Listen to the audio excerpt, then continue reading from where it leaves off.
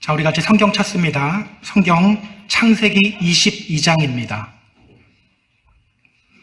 창세기 22장 1절부터 3절 그리고 20절서부터 24절까지 말씀입니다. 창세기 22장 1절부터 3절 그리고 20절서부터 24절. 자, 먼저 1절, 2절, 3절 말씀 우리 같이 한 목소리로 읽습니다. 그 일 후에 하나님이 아브라함을 시험하시려고 그를 부르시되 아브라함아 하시니 그가 이르되 내가 여기 있나이다. 여호와께서 이르시되 내 아들 내 사랑하는 독자 이삭을 데리고 모리아 땅으로 가서 내가 내게 일러준 한 산 거기서 그를 번제로 드리라. 아브라함이 아침에 일찍 일어나 나귀의 안장을 지우고 두 종과 그의 아들 이삭을 데리고 번제에 쓸 나무를 쪼개어 가지고 떠나 하나님이 자기에게 일러주신 곳으로 가더니, 자, 20절서부터 24절 또 같이 읽습니다. 이 일 후에 어떤 사람이 아브라함에게 알리어 이르기를 밀가가 당신의 형제 나홀에게 자녀를 낳았다 하였더라. 그의 맏아들은 우스요 우스의 형제는 부스와 아람의 아버지 그무엘과 게셋과 하소와 빌다스와 이들랍과 부두엘이라. 이 8사람은 아브라함의 형제 나홀의 아내 밀가의 소생이며 부두엘은 리브가를 낳았고 나홀의 첩 르우마라 하는 자도 데바와 가함과 다하스와 마아가를 낳았더라. 아멘. 지난 주일에 우리는 브엘세바 언약을 살펴봤어요. 그랄 왕인 아비멜렉이 자신의 군대 장관을 데리고 아브라함에게로 왔습니다. 한 나라의 왕이 군대 장관을 데리고 일개 족장인 아브라함에게로 온 거예요. 아브라함과 평화 조약을 맺기 위해서입니다. 이상하죠? 정상적으로 보면 일개 족장인 아브라함이 아비멜렉에게 가서 평화조약 맺어달라고 부탁하는 것이 자연스러운 그림이에요. 그런데 오히려 한 나라의 왕인 아비멜렉이 그것도 혼자 오지 않고 군대 장관을 데리고 아브라함 앞에서 고개를 숙이며 아브라함에게 평화조약을 맺자고 부탁을 합니다. 그가 이렇게 아브라함에게 와서 평화조약 체결을 부탁하는 이유가 뭐죠? 그가 아브라함에게 이렇게 말하죠. 너가 무슨 일을 하든지 하나님이 너와 함께 계시도다. 너가 무슨 일을 하든지 하나님이 너와 함께 계신다.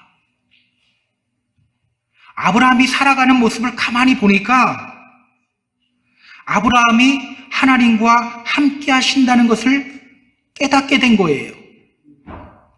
아브라함의 삶을 통해 하나님이 드러났기 때문이에요. 여러분, 그가 어떻게 하나님이 아브라함과 함께 하신다는 것을 알게 되었죠? 그동안 아브라함은 계속해서 말씀대로 살아오고 있었어요. 하나님의 말씀대로 아들의 이름을 이삭이라고 짓습니다. 하나님의 말씀대로 그 아들이 태어나자마자 8일 만에 할례를 행해요. 또 하나님의 말씀대로 하갈과 이스마엘을 하나님께 맡기고 내보냅니다.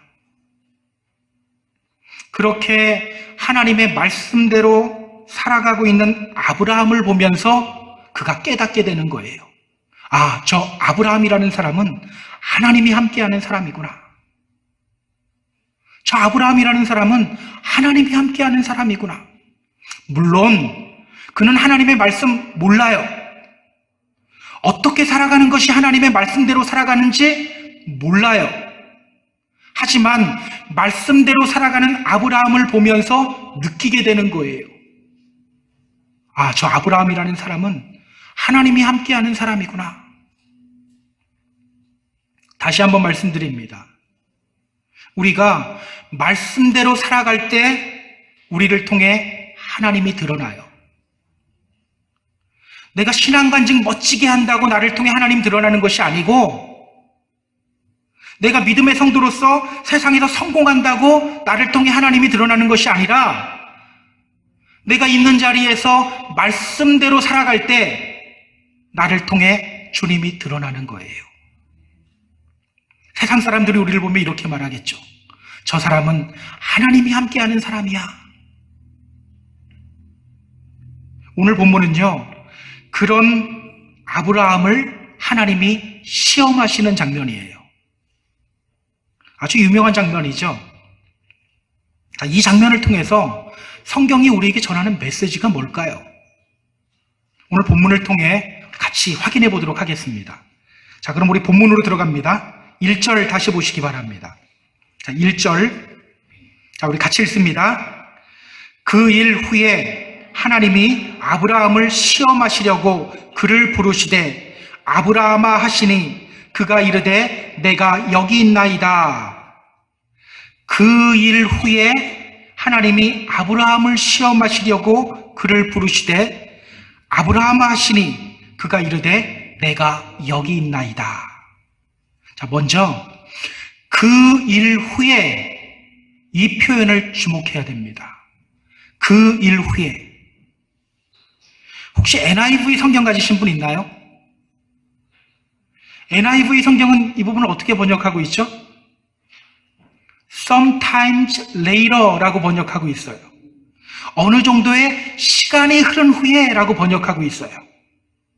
반면 한국어 성경은요, 이렇게 번역합니다. 그 일 후에, 그 사건 후에.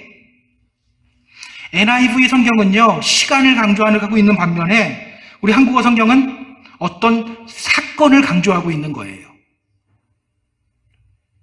뭐가 맞는 것 같으세요? 이 부분은요, 우리 한국어 성경이 더 정확하게 번역을 했어요. 히브리어 성경을 보면 다바르라는 단어가 들어가요. 다바르, 이 말이요, 말씀, 또 어떤 사건 의미하는 말이에요. 따라서 그 일 후에라는 표현은요, 단순히 어느 정도 시간을 흘렀음을 강조하는 표현이 아니라 오늘 본문의 내용이 어떤 사건과 어떤 사건 이후에 일어난 일이다, 이것을 강조하고 있는 표현이에요. 여러분, 그렇다고 야, 이 NIV 성경 잘못됐네, 이거 보지 마, 이러면 안 됩니다. 잘못 번역한 건 아니에요. 6절을 보면 이렇게 말해요. 아브라함이 이에 번제나무를 가져다가 그의 아들 이삭에게 지우고, 자, 조금만 했던 이삭이 얼마나 자랐어요? 굉장히 많이 자랐죠. 그러니까 시간이 어느 정도 흐른 것도 맞아요. 다만 오늘 성경이 강조하고 있는 것은요, 오늘 본문에 일어나는 이 사건이 앞에 있던 어떤 사건과 연관되어 있다, 이것을 강조하고 있어요. 자, 그렇다면 여러분, 어떤 사건과 연관되어 있을까요? 오늘 본문에 나오는 그 일, 어떤 일일까요? 어떤 사건일까요? 지난주에 본 내용이겠죠? 예. 아브라함은요, 7 암양 새끼를 아비멜렉에게 주고 부엘세바 우물을 샀어요. 그리고 그 우물 곁에 에셀나무를 심고 예배하며 영원하신 여호와의 이름을 부릅니다. 이러한 아브라함의 행동, 뭐를 의미한다고 했죠? 자, 우물은 만남의 장소입니다. 기억하시죠? 에셀나무는 통치권을 의미해요. 그러니까 아브라함은 부엘세바를 하나님과의 만남의 장소로 선포하고 그곳에서 하나님께 통치권을 내어드린 거예요. 주님, 이 장소를 내가 통치하는 것이 아니라 주님이 통치해 주세요. 주님, 나의 삶을 내가 이끌어가는 것이 아니라 주님이 나의 삶을 이끌어 주세요. 하나님께 통치권을 내어드린 거예요. 바로 그 사건과 연관되어 있다는 거예요. 우리가 이것을 머릿속에 넣고 오늘 본문을 봐야 됩니다. 자, 그렇게 아브라함이 하나님께 통치권 내어드리겠다고 선포한 후에 오늘 하나님이 아브라함을 부르십니다. 아브라함아, 아브라함이 대답해요. 내가 여기 있습니다. 자, 그런데 성경 잘 보세요. 성경은 왜 하나님이 아브라함을 부르셨다고 말하죠? 왜 하나님이 아브라함을 부르셨죠? 하나님이 아브라함을 시험하시려고. 자, 오늘 성경은 말해요. 하나님이 아브라함을 시험하시기 위해서 아브라함을 불렀다. 아브라함을 시험하시기 위해서 불렀다. 오늘 하나님은요, 아브라함을 시험하시기 위해서 아브라함을 부르신 거예요. 기억하세요. 우리 하나님은요, 때때로 우리를 시험하세요.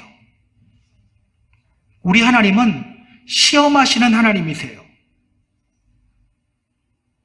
여러분, 하나님이 왜 아브라함을 시험하는 걸까요? 우리도 믿음 생활하다 보면 시험 당할 때가 있잖아요. 하나님이 그렇게 시험 주시는 이유가 뭘까요?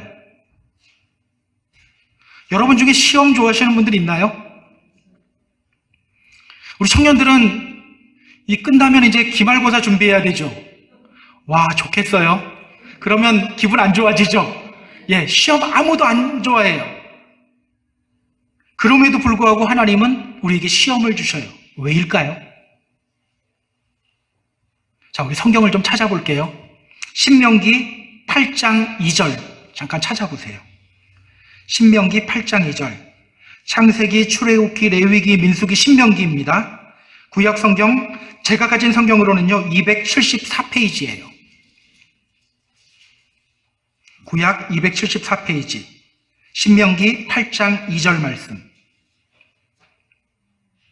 자, 우리 같이 읽습니다. 시작.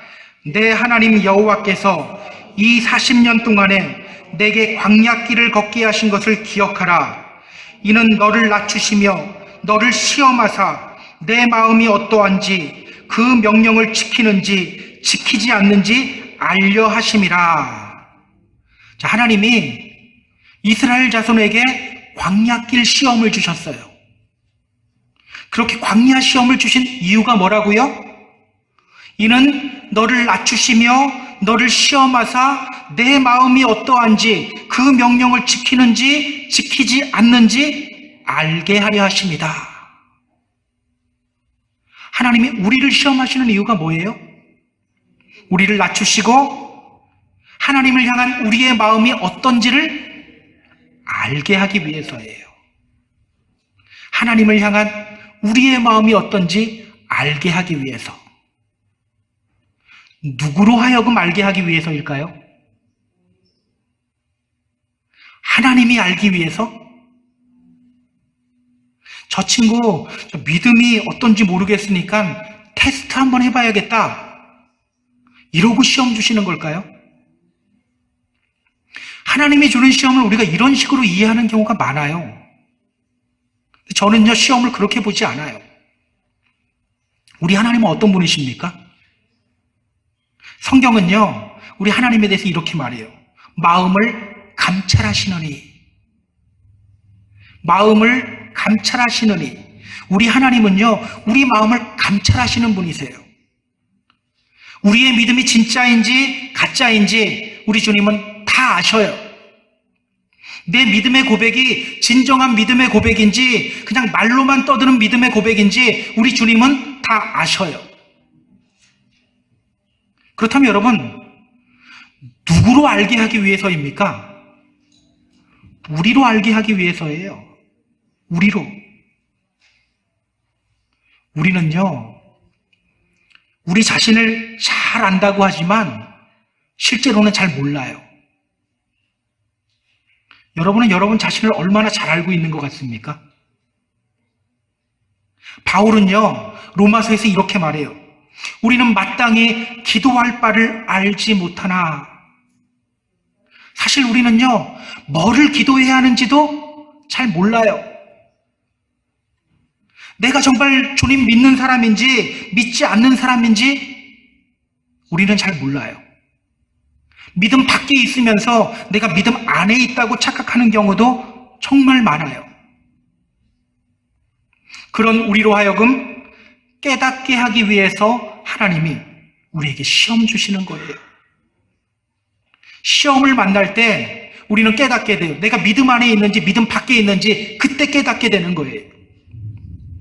시험 만날 때 우리는 우리 믿음의 수준이 어느 정도인지를 알게 되는 거예요.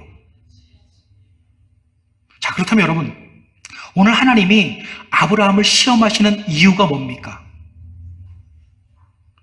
앞에서 아브라함은요, 하나님께 통치권을 내어드리며 여호와의 이름을 불렀어요. 그 선포가 진짜인지 가짜인지 알아보려고 하는 것이 아니라 아브라함으로 하여금 그 믿음의 선포를 실제 삶에서 실천하는 사람으로 만들어주기 위해서 하나님이 아브라함에게 시험 주시고 있는 거예요. 아브라함의 믿음을 더 온전하게 만들기 위해서 하나님이 아브라함을 시험하시는 거예요. 그렇다면 여러분, 우리에게 시험이 올 때가 있는데 하나님이 우리에게 시험 주시는 이유는 뭡니까? 똑같겠죠? 괜히 우리 괴롭히려고 하는 것 아닙니다.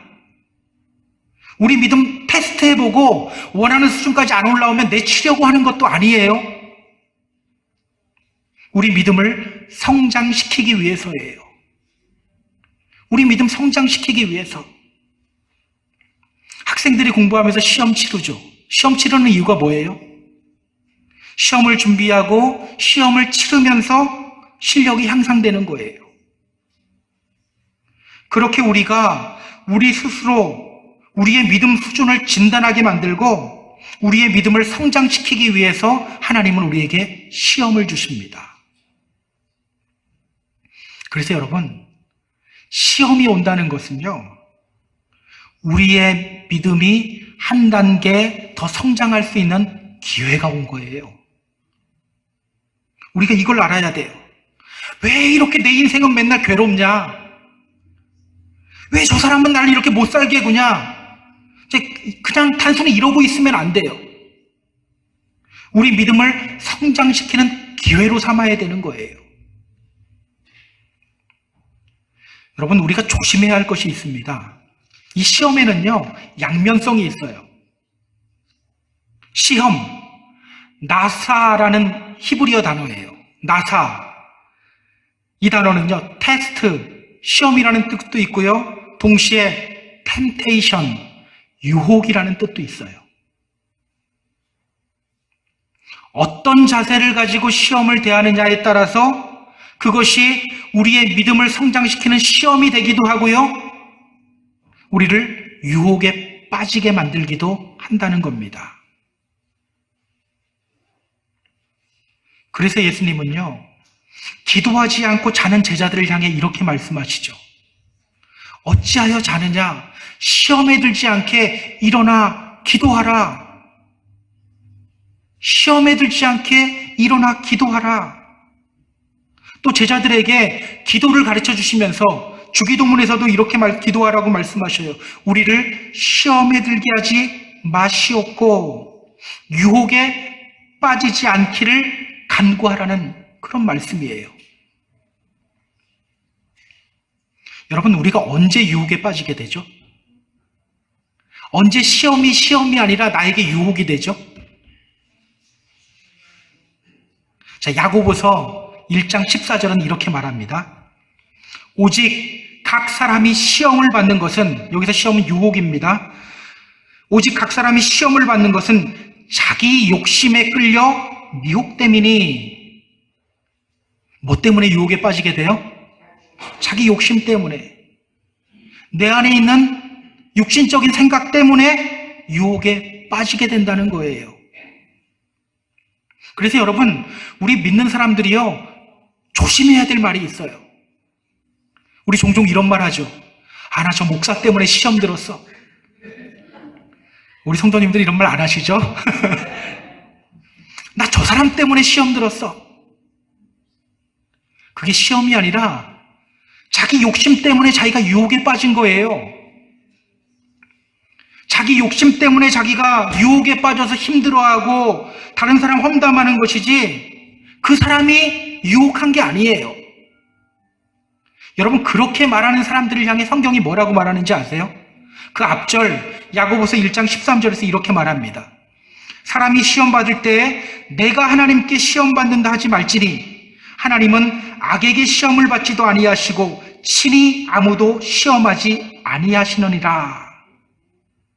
자기 욕심에 빠져서 유혹에 빠져놓고서 야, 이거 하나님이 시험하는 거다 이렇게 말하지 말라는 거예요. 저는 오늘 우리가 하나님이 주시는 시험에 대해서 좀 올바른 자세를 가졌으면 좋겠어요. 동전 앞뒤로 바뀌어요. 내 믿음을 성장시키는 시험이냐, 나를 유혹에 빠지게 하냐. 똑같은 시험인데 이렇게 결과가 다르게 나타날 수 있어요. 시험은 하나님이 우리 믿음 성장시키기 위해서 우리에게 주시는 겁니다. 우리 그 좋은 기회를 유혹에 빠지는 기회로 삼지 말았으면 좋겠어요. 믿음을 성장시키는 기회로 삼는 저와 여러분이 다 되었으면 좋겠습니다. 자, 그럼 오늘 하나님이 아브라함을 어떻게 시험하시는지 우리 같이 한번 확인해 볼까요? 2절 보시기 바랍니다. 자, 2절 같이 읽습니다. 여호와께서 이르시되 내 아들 내 사랑하는 독자 이삭을 데리고 모리아 땅으로 가서 내가 내게 일러준 한 산 거기서 그를 번제로 드리라. 오늘 하나님은 아브라함을 시험하기 위해 오셨고요. 시험하기 위해서 오신 하나님은 아브라함에게 이렇게 말씀하셔요. 내 아들, 내 사랑하는 독자 이삭을 데리고 모리아 땅으로 가서 내가 내게 일러준 한 산, 거기서 그를 번제로 드리라. 번제로 드리래요. 하나님은 아브라함에게 번제를 드리라고 합니다. 여러분, 번제가 어떤 제사죠? 태우는 것. 어떻게 태우는 거예요? 싹 다 태워버리는 게 번제예요. 자, 여러분, 레위기 1장을 보면요, 번제를 어떻게 드려야 되는지가 나옵니다. 제가 좀 읽어드릴게요. 레위기 1장 6절부터 9절까지 말씀인데요, 여러분 잘 들어보세요. 그는 또 그 번제물의 가죽을 벗기고 각을 뜰 것이요, 제사장 아론의 자손들은 제단 위에 불을 붙이고 불 위에 나무를 버려놓고 아론의 자손 제사장들은 그 뜬 각과 머리와 기름을 제단 위에 불 위에 있는 나무에 버려놓을 것이며 그 내장과 정강이를 물로 씻을 것이요, 제사장은 그 전부를 제단 위에서 불살라 번제를 드릴지니 이는 화제라, 여호와께 향기로운 냄새니라. 그냥 태우지 않죠. 번제물을 죽이고 가죽을 벗기고 또 다 각을 떠요. 그 다음에 태워요. 언제까지? 없어질 때까지 완전히 태워요. 완전한 헌신을 의미합니다. 근데 여러분, 누구를 번제로 드리라고 합니까? 그냥 아들이 아니에요. 내 아들, 내 사랑하는 독자 이삭을 번제로 드리래요. 이삭이 어떤 아들입니까?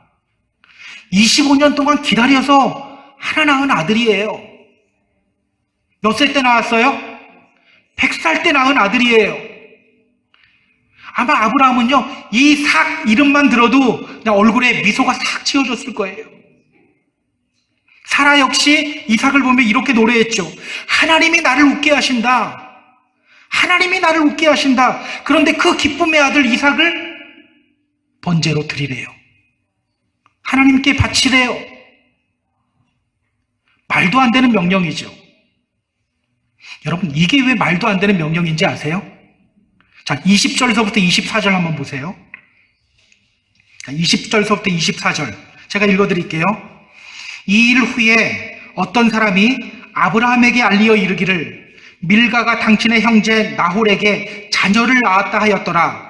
그의 맏아들은 우스요 우스의 형제는 부스와 아람의 아버지 그무엘과 게셋과 하소와 빌다스와 이들랍과 부두엘이라. 이 8사람은 아브라함의 형제 나홀의 아내 밀가의 소생이며 부두엘은 리브가를 낳았고 나홀의 첩 르우마라 하는 자도 데마와 가함과 다화스와 마아가를 낳았더라. 성경은요 뜬금없이 여기서 갑자기 나홀의 자녀들을 소개해요. 왜 나홀의 자녀들을 소개할까요? 나홀이 누구죠? 아브라함의 동생이에요. 원래 아브라함의 동생은 둘이죠. 나홀과 여기서 맞히면 하란. 나홀과 하란이에요. 그런데 하란은 갈대아 우르에 있을 때 이미 죽었죠. 그 하란의 아들이 누굽니까? 롯이에요. 그래서 아브라함은 조카 롯을 데리고 가나안 땅으로 들어온 거예요. 지금 아브라함의 동생은요 나홀 한 명입니다. 가족 중에서 비교 대상이 나홀밖에 없어요. 자, 그런데 나홀의 자녀들을 한번 보세요. 그의 맏아들은 우스요 우스의 형제는 부스와 아람의 아버지 그무엘과 게셋과 하소와 빌다스와 이들랍과 부두엘이라. 자, 나홀의 자녀 총 몇 명입니까? 8명.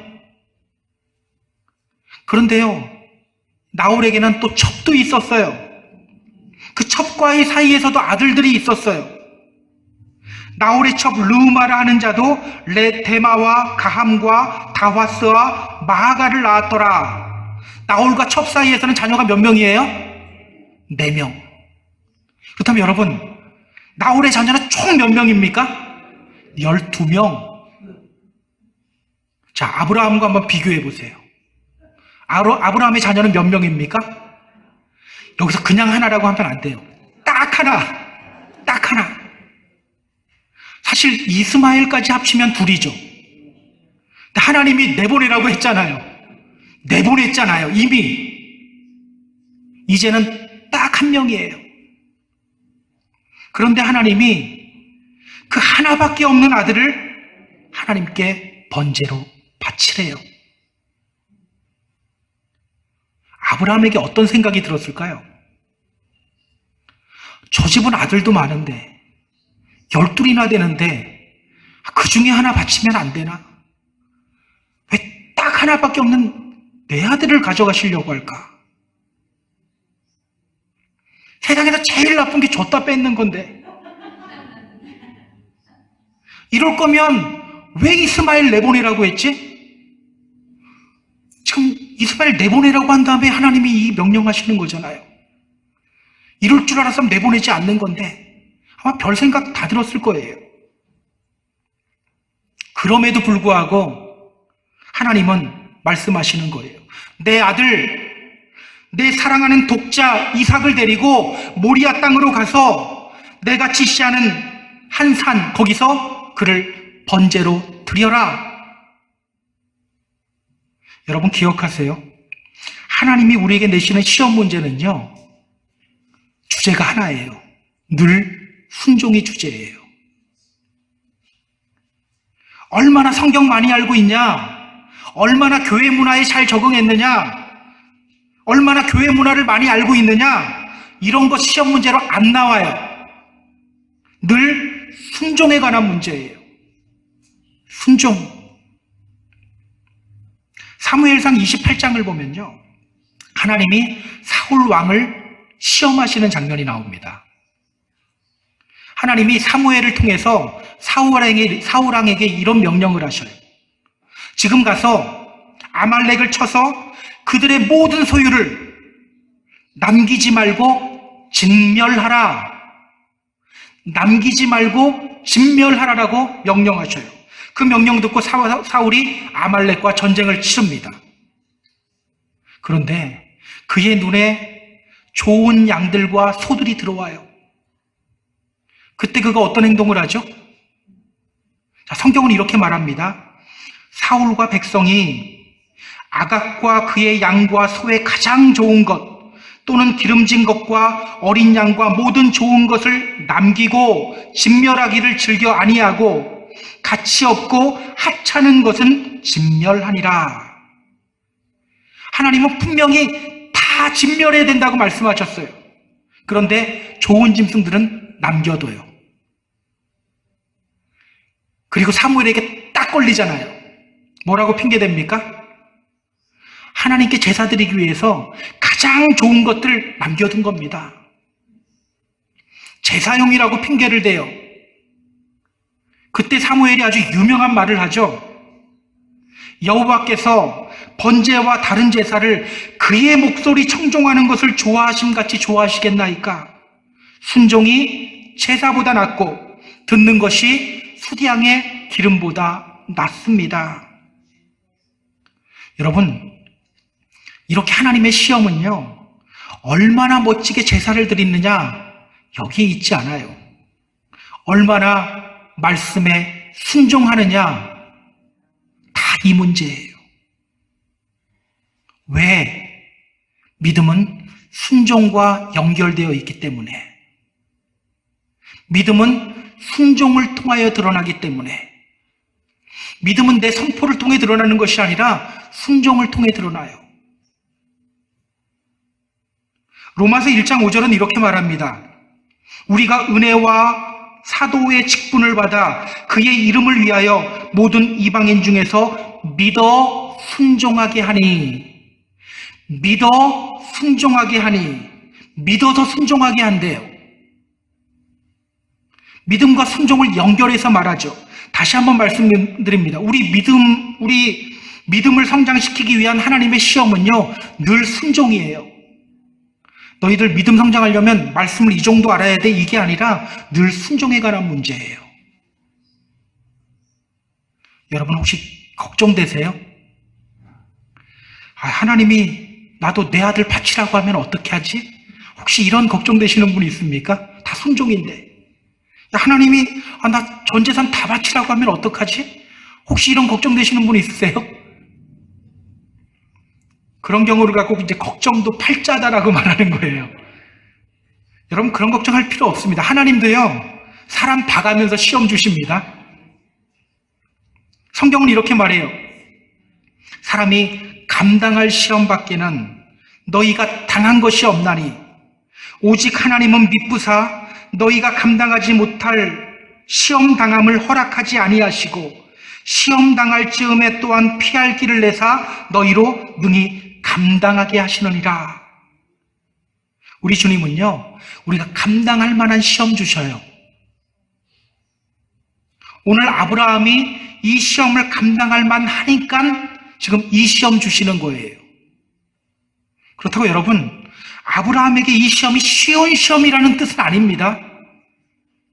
어렵지만 아브라함으로서 충분히 감당할 수 있기 때문에 주시는 시험이라는 거예요. 그래서 여러분, 우리가 오랫동안 믿음 생활하고 있는데도 나에 대한 소문 하나 때문에 밤에 잠 못 이루고 누가 했을까 막 소설 쓰고 있고 막 이러고 있으면요, 문제가 심각한 거예요. 왜 그런지 아세요? 믿음이 전혀 자라지 못하고 있다는 증거이기 때문입니다. 하나님 보시기에 감당할 만해서 주시는 시험인데 여러분 자꾸 거기에 넘어지지 마세요. 오늘 우리는 결단해야 됩니다. 주님이 주시는 시험 순종으로 이겨내겠습니다. 그렇게 믿음의 성장을 이루겠습니다. 오늘 하나님이 여러분에게 주시는 시험은 어떤 시험입니까? 아마 다 종류가 다르겠지만 주제는 하나예요. 순종이에요. 얼마나 그 가운데 내가 하나님 말씀 앞에 무릎 꿇고 말씀대로 순종하느냐, 다 이 문제예요. 뭐 인내심 이런 거 없어요. 다 순종에 관한 말씀들이에요. 여러분, 시험에 유혹에 빠지지 않고 순종으로 이겨내시는 저와 여러분 다 되었으면 좋겠어요.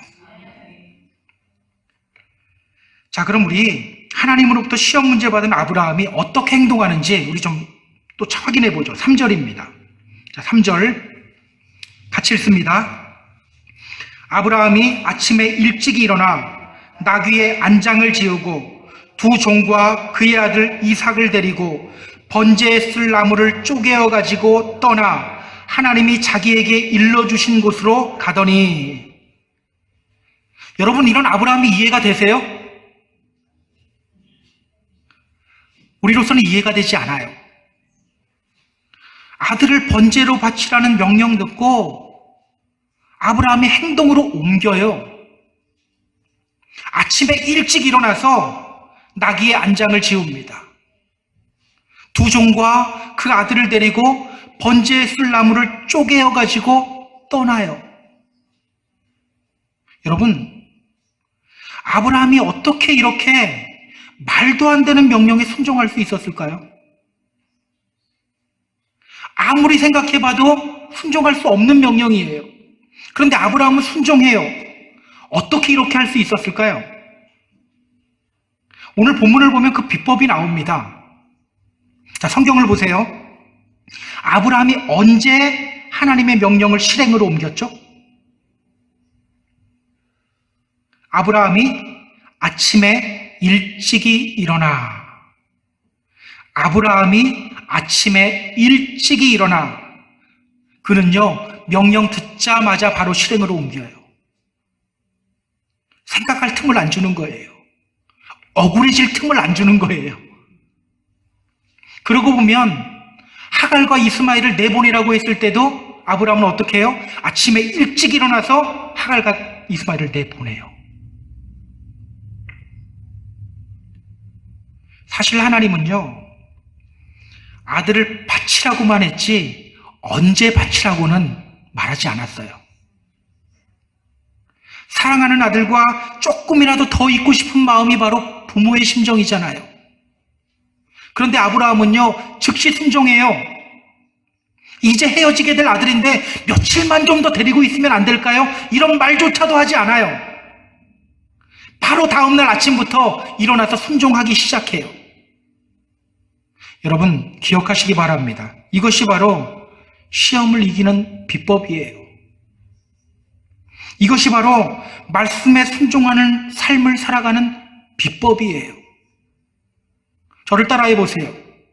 즉시 순종하라. 즉시 순종하라. 여러분, 5분의 법칙이라는 책 아세요? 5분이 아니라 5초의 법칙. 멜 로빈스라는 분이 지은 책인데 5초의 법칙이라는 책이 있어요. 그녀는 그녀의 삶에서 변화의 필요성을 느껴요. 그리고 우선적으로 이제 아침에 일찍 일어나는 것을 목표로 삼아요. 그런데 잘 안 돼요. 알람 소리가 울리면 이제 뇌가 그녀를 설득하기 시작하는 거예요. 그냥 자. 그냥 자. 변하고 싶은데 당장 아침에 일찍 일어나는 것부터 안 되는 거예요. 그러던 중 그녀가 TV에서 로켓이 발사되는 장면을 봅니다. 5, 4, 3, 2, 1 카운트다운이 끝난 후에 우주왕복선이 하늘로 솟구쳐 오르는 장면을 봐요. 그 순간 그녀가 결심하는 거예요. 나도 카운트다운 해야겠다.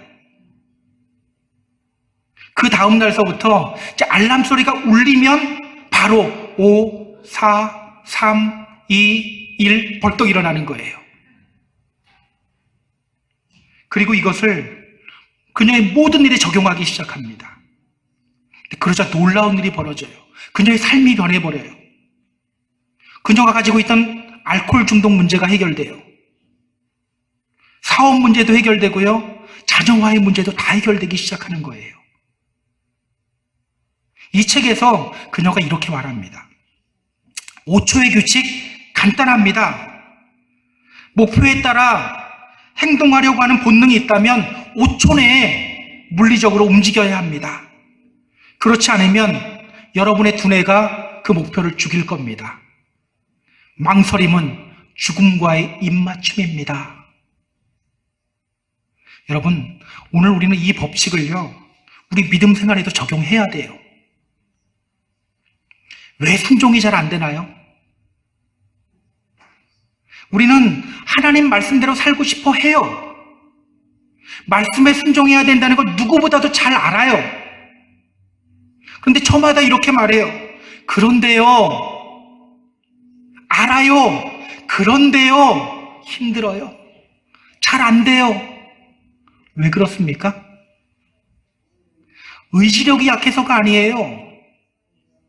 게을러서도 아니에요. 믿음이 약해서도 아니에요. 우리 믿음 다 약하잖아요. 진짜 문제는요, 뒤로 미루기 때문이에요. 즉시 순종하지 않기 때문이에요. 왜 뒤로 미룰까요? 예전에는 한국 지하철에 그 가림막이 없었어요. 그래서 종종 그 철도로 떨어지는 사람들이 있었어요.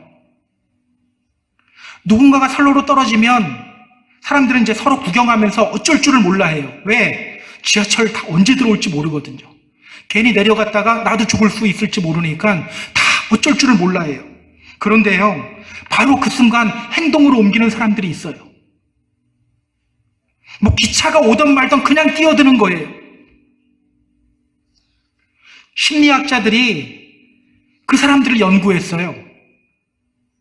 다 망설이고 있을 때 어떻게 저 사람은 바로 행동으로 옮겼지? 그리고 발견했어요.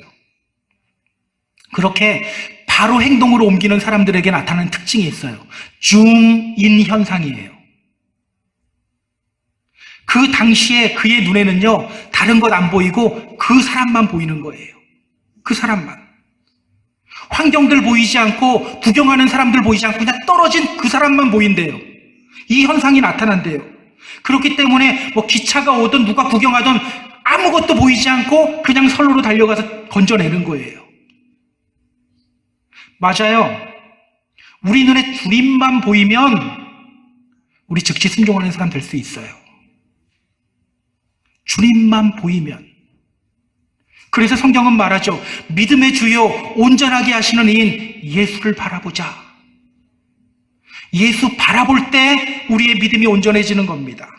그래서 우리 믿음의 싸움은요, 시선을 어디다 두느냐의 싸움이에요. 내 눈을 어디에 두느냐? 사람에게 두느냐? 주님께 두느냐? 환경에 두느냐? 주님께 두느냐? 그때그때 내 기분에 두느냐? 주님께 두느냐? 주님의 이름으로 부탁드립니다. 여러분의 시선을 주님께 고정하시기 바랍니다. 그렇게 즉시 순종하며 하나님이 되시는 시험 문제 잘 풀어내는 그런 믿음의 성도님들이 되었으면 좋겠어요. 자, 이제 말씀을 정리하겠습니다.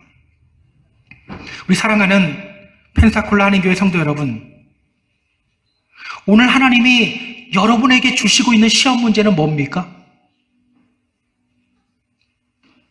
그 시험 속에서 여러분의 눈은 지금 어디를 향해 있습니까?